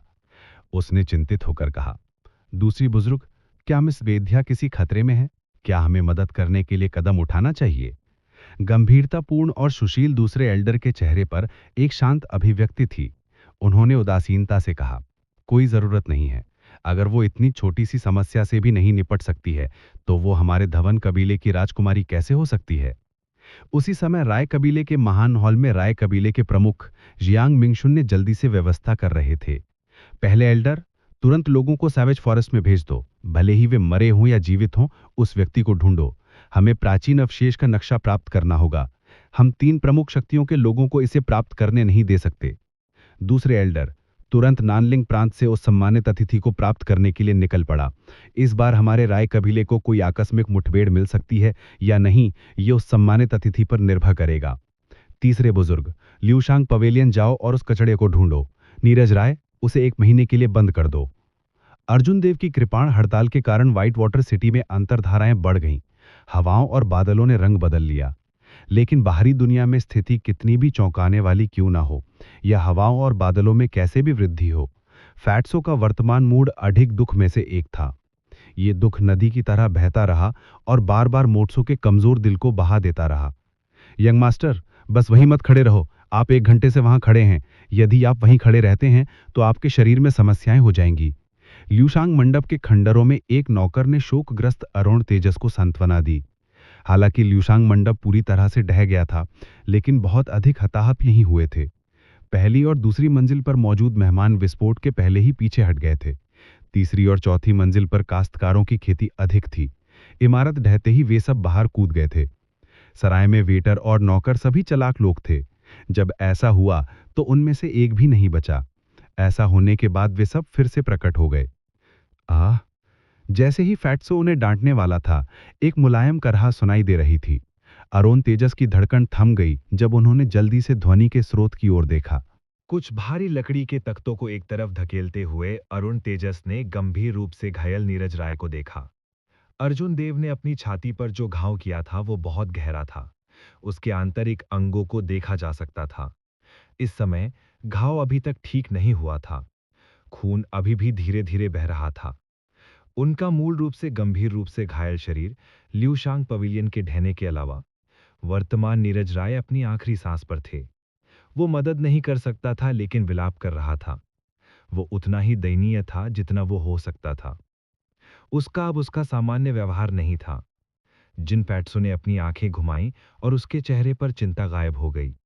वो नीरज राय को देखकर मुस्कुराया और बोला, क्या ये यंग मास्टर नीरज नहीं है? तुम ऐसे क्यों हो? बचाओ मुझे। नीरज राय का रंग फीका पड़ गया था। वो बेहद कमजोर था। रुक रुक कर बोलते हुए उसकी आवाज कमजोर थी। अरुण तेजस ने अपना कान करीब ले जाकर जोर से कहा, यंग मास्टर नीरज, आप क्या कह रहे हैं? जोर से बोलो। ओह, मैंने तुम्हें सुना। आपको बचाएं? कोई बात नहीं। चीनी मिट्टी की बोतल निकालते ही अरुण तेजस के चेहरे पर मुस्कुराहट आ गई। उसने नीरज राय के सामने हाथ हिलाया और कहा, यंग मास्टर नीरज, क्या आप इसे देखते हैं? ये रैंक 7 कीमियागर द्वारा परिष्कृत पीक ग्रेड गोल्डन सोर मेडिसिन है। जब तक आप इसे अपने घाव पर छिड़कते हैं, चाहे वो किसी भी तरह की चोट हो, ये तुरंत ठीक हो जाएगी। इसके अलावा इस दवा का कोई दुष्प्रभाव नहीं है। ये अपने पीछे कोई निशान नहीं छोड़ेगी। ये निश्चित रूप से आप जैसे सुरुचिपूर्ण युवा मास्टर के लिए सबसे अच्छा विकल्प है। जिन फैट्सो ने नीरज राय के सामने दवा की बोतल बढ़ाई और मोहक रूप से कहा। नीरज राय के पीले चेहरे पर खुशी का भाव झलक आया। उसने बहुत मुश्किल से अपना बायां हाथ बढ़ाया। चीनी मिट्टी की बोतल को पकड़ना चाहता था। हालांकि जिन फैट्सो ने जल्दी से अपना हाथ पीछे हटा लिया। नीरज राय के चेहरे से खुशी गायब हो गई। उसने अरुण तेजस को संदेह की नजर से देखा, नहीं जानता कि क्या हो रहा है। अरुण तेजस के गोल-मटोल चेहरे पर एक कठिन भाव दिखाई दे रहा था। उन्होंने कहा, यंग मास्टर नीरज, जैसे ही मैंने आपको देखा, मुझे लगा कि हमारी किस्मत है। अगर ये किसी और दिन की बात होती, तो मुझे कोई शिकायत नहीं होती, भले ही मैं आपको ये गोल्डन सोर मेडिसिन देता। हालांकि आज इस ल्यूशांग पवेलियन को देखिए, आपकी वजह से ये खंडहर में बदल गया। इस मोटे भगवान का धन का रास्ता पूरी तरह से कट गया है। अब मैं अत्यंत गरीब हूं। क्या आपके राय कबीले का शहर के पश्चिम में एक व्यापारिक जिला नहीं है? ल्यूशंग पवेलियन को फिर से खोलने के लिए इस फैट्सो को उधार देने के बारे में क्या ख्याल है? जब तक आप शब्द कहें, मैं व्यक्तिगत रूप से इस पीक ग्रेड गोल्डन सोर मेडिसिन को तुम पर लागू करूंगा। ये मोटा वास्तव में बेशर्म था। उनका ल्यूशांग पवेलियन अधिक से अधिक एक रेस्टोरेंट था। व्हाइट वाटर सिटी में इसकी वार्षिक बिक्री अधिकतम 5 मिलियन चांदी की तेल होगी। हालांकि राय कबीले के व्यापारिक जिले में असीमित दुकानें थीं। बस अकेले किराया 20 मिलियन चांदी की तेल होगा। फैट्सो के लहजे के आधार पर ऐसा लग रहा था जैसे राय कबीला ही मुनाफा कमा रहा हो। नीरज राय के होठ हिल गए। उनकी आवाज बेहद कमजोर थी। अरुण तेजस ने अपना कान करीब ले जाकर जोर से कहा, यंग मास्टर नीरज, आप क्या कह रहे हैं? जोर से बोलो। ओह, मैंने तुम्हें सुना। तुम्हें बचाएं? तुम्हारी माँ? लानत है। ये सुनने के बाद उसके चेहरे पर मुस्कुराहट तुरंत गायब हो गई। उसने सीधे चेहरे से कहा, इस मोटे भगवान ने सद्भावना से आपकी जान बचाई। मैंने केवल एक सड़क मांगी, फिर भी आपने वास्तव में इस मोटे भगवान को डांटा। ये मोटा वास्तव में चोट नहीं पहुंच सकता। दयालुता दिखाते हुए अपमानित होने की ये भावना वास्तव में अप्रिय है। चलो चलते हैं। ये मोटा यहाँ ब्लॉक करेगा। देखते हैं कौन आने की हिम्मत करता है। अगर आपके राय कबीले के लोग भी आ जाए, तो भी वे आपके लोगों को नहीं ले जा पाएंगे। फैट्सो ने अभी एक कदम उठाया था कि एक हाथ ने उसकी पैंट पकड़ ली। अरुण तेजस को पहले से ही उम्मीद थी कि नीरज राय संतुष्ट नहीं होंगे। वह मुस्कुराहट से भरे चेहरे के साथ जल्दी से मुड़ा और कहा, यंग मास्टर नीरज, क्या आपने अपना मन बदल लिया है? आपकी आवाज बहुत नर्म है। मुझे सुनने दो। कृपया इस मोटे भगवान को फिर से डांटे नहीं। यह मोटा भगवान भी क्रोधित हो जाएगा। आप आप जल्दी से आते हैं और बैठ जाते हैं। यंग मास्टर नीरज पहले से ही सहमत हो चुके हैं। एक ब्रश, स्याही, कागज और स्याही का पत्थर तुरंत फैट्सो के हाथों में दिखाई दिया। एक नौकर जमीन पर बैठ गया। फैट्सो ने ब्रश को बहुत ही चुलबुले तरीके से अपने मुंह में रखा। फिर उसने ब्रश को स्याही में डुबोया और बेतहाशा लिखना शुरू कर दिया। अनुबंध का मसौदा तैयार करने के बाद उसने इसे नीरज राय के हाथ में रख दिया। वह मुस्कुराया और कहा, यंग मास्टर नीरज, कृपया मुझे अपना हाथ का निशान दें। फिर कृपया अपने नाम पर हस्ताक्षर करें। अच्छा लेखन है। भले ही यंग मास्टर नीरज गंभीर रूप से घायल हैं, फिर भी आपका लेखन बहुत ही सुंदर है। आपके पास एक महान गुरु का आचरण है। नीरज राय के साइन करने के बाद फैट्सो ने तुरंत कॉन्ट्रैक्ट खत्म कर दिया। फिर उन्होंने पीक ग्रेड गोल्डन सेल्फ की बोतल निकाली और धीरे धीरे नीरज राय के घावों पर लगाई। नीरज राय के चेहरे पर दर्द के भाव धीरे धीरे कम हो गए। वह गंभीर रूप से घायल होने के कगार पर था। अब जब उसने आराम किया तो वह तुरंत बेहोश हो गया। हाह, कितना आनंददायक है। मैंने खजाने के पहाड़ के बदले में एक सोने की खान खो दी। फैट्सो ने अनुबंध को पकड़ते हुए पागलों सा हंसते हुए कहा। जब नौकर ने देखा कि फैट्सो ने वास्तव में नीरज राय को पीक ग्रेड गोल्डन सेल्फ दिया था, तो वह भ्रमित हो गया और पूछा, यंग मास्टर, क्या आपने वास्तव में रैंक 7 कीमियाई द्वारा परिष्कृत पीक ग्रेड गोल्डन सेल्फ लगाया था? वास्तव में क्या इसमें कोई समस्या है? उस नौकर ने संदेह से कहा, यह यंग मास्टर की शैली की तरह नहीं है। मैंने सोचा था कि यंग मास्टर लापरवाही से कुछ रैंक 3 कीमियाई लेंगे और इसे ब्रश करेंगे। फैट्सो ने फिर से अनुबंध को दूर कर दिया। उसने सुनहरा तह पंखा निकाला और नौकर के सिर पर जोर से दस्तक दी। वह जोर से हंसा। तुम क्या जानते हो? क्या तुम्हें लगता है कि पूरे महान महारण राष्ट्र में नीरज राय जैसे कई लोग हैं? क्या उनके राय कबीले में अभी भी 3 रास्ते नहीं हैं? मैं, यानी मोटा भगवान, उसका इलाज करूंगा। अगली बार मैं उसकी तलाश करूंगा और उसे 3 रास्तों से धोखा दूंगा। दवा का यह पैसा कुछ भी नहीं है। उस नौकर ने प्रशंसा में कहा, यंग मास्टर वास्तव में प्रतिभाशाली हैं। यह एक बड़ी मछली को पकड़ने के लिए एक लंबी लाइन डाल रहा है। मैंने इसके बारे में क्यों नहीं सोचा? भविष्य में मुझसे ऐसा प्रश्न मत पूछो जो किसी की बुद्धि को कम करे। फैट्सो ने दिखावा करते हुए कहा। बोलने के बाद उसने सुनहरा तह पंखा खोला और उसे कई बार हिंसक रूप से हवा दी। उसने 45 डिग्री के कोण पर अपना सिर उठाया और आकाश के बादलों को देखा। उसने अफसोस से कहा, कभी कभी उच्च बुद्धि होना उदासी का एक रूप है। मैं तैनचांद से पूछता हूं, इस दुनिया में कौन मुझे समझ सकता है? जीवन वास्तव में बर्फ की तरह अकेला है। वाओ! जैसे ही फैट्सो ने बोलना समाप्त किया, ल्यूशांग मंडप के खंडरों में सभी नौकर और वेटर उल्टी किए बिना नहीं रह सके। व्हाइट वाटर शहर के बाहर अर्जुन देव ने पागलों की तरह सैवेज फॉरेस्ट की ओर दौड़ लगाई। जब उसने कमजोर और बेहोश बाई को अपने हाथ में देखा, तो उसका दिल दुखने लगा। बाई ने पहले जो हमला किया था, वह मिस्टीरियस 9 हेवनली ट्रांसफॉर्मेशन का सबसे तेज हमला था। इसने अपने शरीर के सभी सार को 9 तोड़ों में संपीड़ित किया और फिर उन्हें विस्फोटक रूप से छोड़ दिया। यह शरीर पर बहुत कर लगाने वाला था। जब अर्जुन देव सैवेज फॉरेस्ट में ट्रेनिंग कर रहे थे, तो एक बार उनकी मुलाकात रैंक 4 स्पिरिट बीस्ट से हुई। महत्वपूर्ण क्षण में बाई ने इस चाल का इस्तेमाल किया था। उस समय अर्जुन देव को इस चाल की ताकत और इससे शरीर को होने वाले नुकसान की समझ में आ गई थी। इसलिए उसने बाई को कड़ी डांटा और उसे फिर से इसका उपयोग न करने की चेतावनी दी। उन्हें उम्मीद नहीं थी कि आज इसका इस्तेमाल किया जाएगा। अर्जुन देव ने जब ऊपर देखा तो उन्होंने वेद्या को आइस फिनिक्स के रूप में गर्म पीछा करते हुए देखा। आकाश में 2 अलग-अलग दिशाओं में तलवार पर एक आकृति और एक लाल रंग के बादल ने अर्जुन देव का ध्यान आकर्षित किया। फत्सो का परिचय सुनने के बाद अर्जुन देव ने पहले से ही उनका पीछा करने वाले 2 लोगों की पहचान का अनुमान लगा लिया था। वह मंद-मंद मुस्कुराया। डोंगमिंग प्रांत के 3 प्रतिभाएं मेरा पीछा करने के लिए एक साथ काम कर रही हैं। वे मुझे जरूरत से ज्यादा आंक रहे हैं। अर्जुन देव ने एज्योर ड्रैगन क्लाउड सोअरिंग आर्ट को अंजाम दिया, जिसे उन्होंने इसकी सीमा तक समझा। वह जमीन पर इधर-उधर कूद गया। दूर से देखने पर ऐसा लग रहा था कि एक नीला ड्रैगन हवा में इधर-उधर घूम रहा है, जिससे शॉकवेव पैदा हो रही हैं।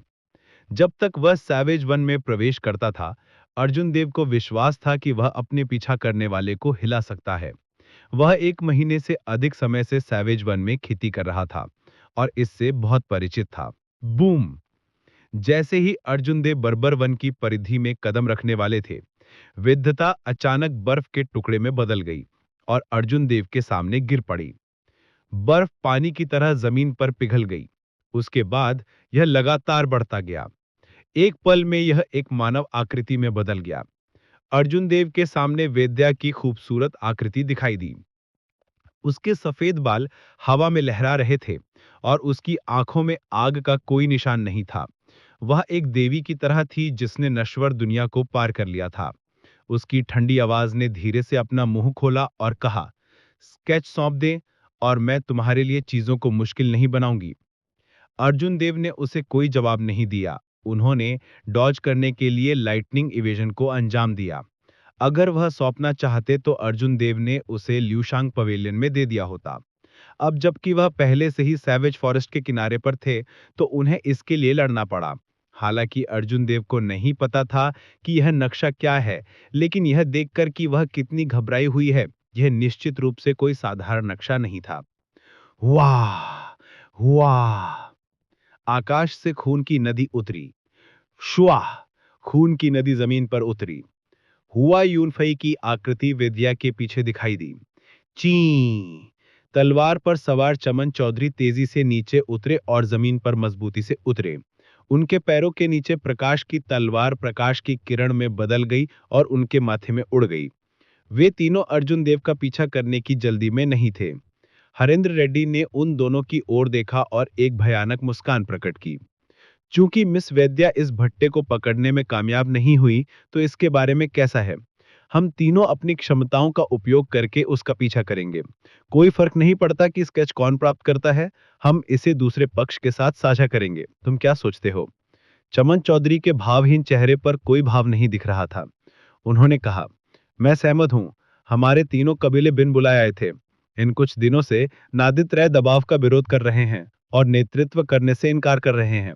वह मदद का इंतजार कर रहा होगा। मैंने सुना है कि नॉनलिंग प्रांत का जी कबीला जल्द ही आ रहा है। उस समय हमारे पास एक और मजबूत प्रतिद्वंदी होगा। जब तक हम राय कबीले से आगे हैं और स्केच छीन लेते हैं, हमारे 3 कबीले राय कबीले को नजरअंदाज कर सकते हैं और तलाशने के लिए मिलकर काम कर सकते हैं। वैद्या के सफेद बाल धीरे धीरे काले हो गए। उसकी आंखों में अलौकिक रूप बहुत कोमल हो गया। उसके लाल होंठ थोड़े अलग हो गए जब उसने कहा, जरूर। उन तीनों के बोलने के बाद वे तुरंत सैवेज फॉरेस्ट की गहराई में उड़ गए। उन्होंने अपने तरीकों का इस्तेमाल किया और अर्जुन देव का पीछा किया। उन तीनों के जाने के बाद रजनी धीरे धीरे अपनी जीथर को गले लगाते हुए प्रकट हुई।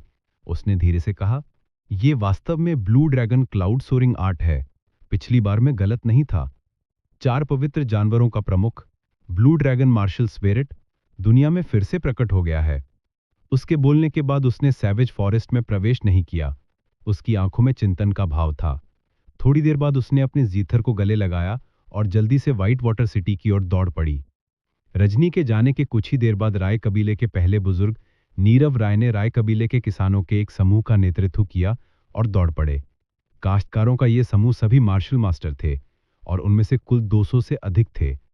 नीरव राय ने अपने सामने सैवेज फॉरेस्ट को देखा और कहा, 20 टीमों में बढ़ जाओ। प्रत्येक टीम में 10 लोग होते हैं। लक्ष्य की खोज करने के बाद तुरंत अपना कदम उठाएं। एक सुपीरियर ग्रेड मार्शल शिष्य के खिलाफ 10 मार्शल मास्टर्स फूल प्रूफ होने चाहिए। बोलने के बाद उन्होंने कुछ चित्र निकाले और उन्हें समूह को सौंप दिया। सैवेज फॉरेस्ट बहुत बड़ा है। हम में से कुछ लोगों के साथ हम उसे ढूंढ नहीं पाएंगे। यदि आप उन काश्तकारों से मिलते हैं जो अनुभवात्मक प्रशिक्षण के लिए बाहर हैं, तो इन चित्रों को उन्हें सौंप दें और शिकार में उनकी सहायता मांगें। जंगली वन की परिधि में अर्जुन देव बहुत तेजी से दौड़ रहे थे। उन्होंने अपनी आध्यात्मिक क्षमता को बढ़ाया और उनके 800 मीटर के भीतर जो कुछ भी हुआ उसके दिमाग में दर्ज हो गया। पूरा जंगली वन हजारों किलोमीटर तक फैला हुआ था। केवल परिधि ही 1000 हेक्टेयर से अधिक थी। इसके अलावा स्पिरिट बीस्ट के अलावा अनुभवात्मक प्रशिक्षण और शिकार के लिए यहाँ कई किसान भी थे। अर्जुन देव वहां छुपे हुए समुद्र में पानी की एक बूंद के समान थे। हो छी! भूरे भेड़ियों का एक झुंड अर्जुन देव की आध्यात्मिक क्षमता के दायरे में दिखाई दिया। भूरे भेड़िए रैंक 3 स्पिरिट बीस्ट थे जो झुंड में रहते थे। हर बार जब वे दिखाई देते थे तो उनमें से कम 20 होते थे। अर्जुन देव जानते थे कि इनसे निपटना आसान नहीं होगा, इसलिए वे उनके चारों ओर घूमने की तैयारी कर रहे थे। अपनी आध्यात्मिक भावना को वापस लेते हुए अर्जुन देव एक तरफ हट गए। बस इसी समय कदमों की आहट सुनाई दी। अर्जुन देव का दिल कांप उठा। वह नहीं जानता था कि यह कौन था, इसलिए वह जल्दी से किनारे की झाड़ियों में छिप गया। वो बच्चा वास्तव में छिपना जानता है। इतने लंबे समय से खोजने के बाद मैंने एक परछाई भी नहीं देखी। मैं वास्तव में नहीं जानता कि इस बच्चे ने राय कबीले को कैसे नाराज किया। वास्तव में राय कबीले द्वारा 1000 सोने के इनाम के साथ वांछित होने के लिए। मैंने सुना है कि इस बट्टे ने राय कबीले से खजाने का नक्शा छीन लिया। यह मानव जाति के प्राचीन अवशेषों का नक्शा है, जो हाल ही में जंगल की आग की तरह फैल रहा है। कहो, अगर हम इस पर अपना हाथ रखने में कामयाब हो जाते हैं, तो क्या हम जाकर अपनी किस्मत आजमा सकते हैं? हा हा हा। एक मीडियल ग्रेड मार्शल मास्टर के रूप में अपने खेती के साथ मैं आपको सलाह देता हूं कि इसके बारे में सोचे भी नहीं। यह नक्शा सिर्फ एक प्रति है। मूल अभी भी राय कबीले के हाथों में है। दोंगमिंग प्रांत की 3 शक्तियां यहां हैं। मुझे डर है कि प्राचीन अवशेषों के करीब पहुंचने से पहले ही तुम मार दिए जाओगे।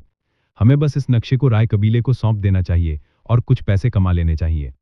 हर कहानी एक अंत तक पहुंचती है, लेकिन कुछ कहानियां दिल में बस जाती हैं। अगर दिव्य तपस्या अर्जुन देव की कहानी का ये भाग आपके दिल को छू गया हो, तो वीडियो को लाइक करें और हमारे channel Mukul the story teller को सब्सक्राइब करें, ताकि अगला भाग सबसे पहले आप तक पहुंचे। और हाँ, कमेंट में ज़रूर बताइएगा कि आपको इस कहानी का ये हिस्सा कैसा लगा। आपका एक शब्द हमारे लिए नई कहानी की प्रेरणा बन जाता है।